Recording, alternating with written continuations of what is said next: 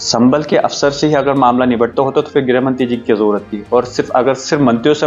ही सरकार से मामला अगर सब निपटता होता तो फिर कोर्ट की क्या जरूरत। हमारा मजहब इस्लाम ये पैगाम देता है कि हम किसी दूसरे धर्म के बारे में बुराई नहीं करते, ना हम किसी धर्म की जो धार्मिक आस्थाओं के साथ में हम ठेस पहुंचाना चाहते हैं। उठाने का कि एक ऐसा कानून बनना चाहिए कि जो धार्मिक आस्थाओं के खिलाफ लगातार खिलवाड़ करते हैं, वो चाहे किसी भी धर्म के लोग हों, उनके खिलाफ सख्त कानून बने और उनको सख्त से सख्त कार्रवाई होनी चाहिए, क्योंकि खासतौर से मुस्लिम मजहब। मैंने पहले भी इस बात को कहा है, सबसे पहले राजनीति से पहले अगर मैं अपने धर्म की बात करूं तो हमारा मजहब इस्लाम ये पैगाम देता है कि हम किसी दूसरे धर्म के बारे में बुराई नहीं करते, ना हम किसी धर्म की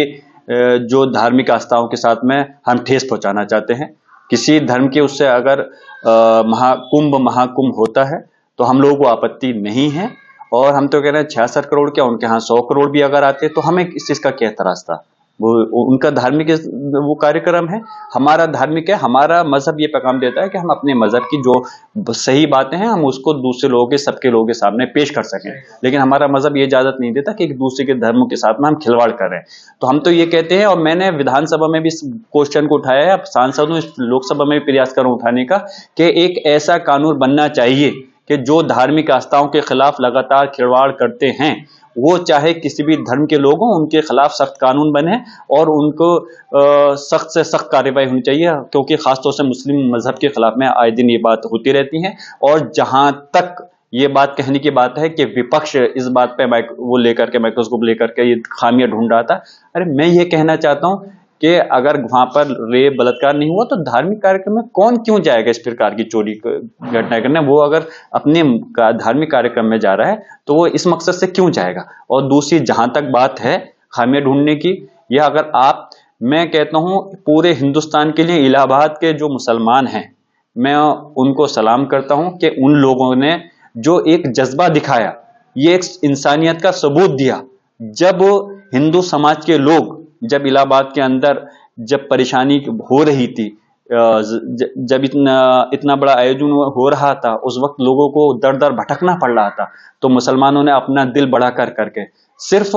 अपने घर के दरवाजे नहीं खोले, बल्कि अपने धार्मिक स्थल, मस्जिद के, मदरसों के, सब अपने घर के दरवाजे खोल के उन लोगों को शरण दी, उन लोगों को अपने खाने पीने की व्यवस्था की, कंबल की व्यवस्था की। हम ये नहीं कह रहे कि ये एहसान किया, वहां के लोगों ने ये मैसेज दिया कि इंसानियत जिंदा है, और हम लोग, हमारा मजहब ये नहीं सिखाता कि दूसरे के लोगों को परेशानियों में, अगर वो अपने धार्मिक उसमें आए हैं तो हम उनकी परेशानी को देख करके खुश हों, बल्कि उन्होंने उनकी परेशानी के वक्त उनके काम आए, ये एक भाईचारे का पैगाम दिया। और मैं कहना चाहता हूं कि अब इस प्रदेश और देश के अंदर जो इस प्रकार की राजनीति है, जो इस पर सिर्फ कुछ लोग अपनी रोटियां सेकना चाहते हैं, वो खत्म होनी चाहिए, और इस प्रदेश और देश को बढ़ावा देने के लिए विकास की बात होनी चाहिए। जहां तक हमारे मुसलमानों की बात है, पहले भी इस देश की आज़ादी में उन्होंने अपनी जान माल की कुर्बानियां दी हैं, और यकीनन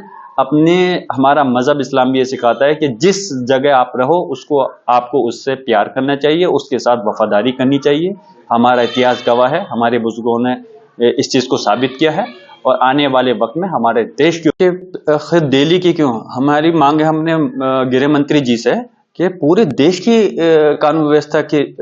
बैठक करें, हमारे उत्तर प्रदेश की भी बैठक करें, और किस प्रकार से खासतौर से संबल के मुद्दे को भी हम देखें। हमारी मांग है कि किस प्रकार यहाँ पर कानून व्यवस्था के साथ में खिलवाड़ कानून के रखवालों ने ही किया है। हमें अफसोस है, हम तो चाहते हैं कि इस प्रदेश और देश की में कानून का राज होना चाहिए, संविधान का राज होना चाहिए, न्याय का राज होना चाहिए, और हर वर्ग, हर तबके को, हर धर्म के लोगों को, कोई किसी धर्म से ताल्लुक रखता हो, किसी बिरादरी से ताल्लुक रखता हो, कोई मालदार हो, कोई गरीब हो, हर समाज को, हर व्यक्ति को इंसाफ मिलना चाहिए, ये हमारी मांग है। क्राइम मीटिंग तो संबल के अफसर भी करते हैं। संबल के अफसर से ही अगर मामला निपटता होता तो फिर गृह मंत्री जी की जरूरत थी, और सिर्फ मंत्रियों से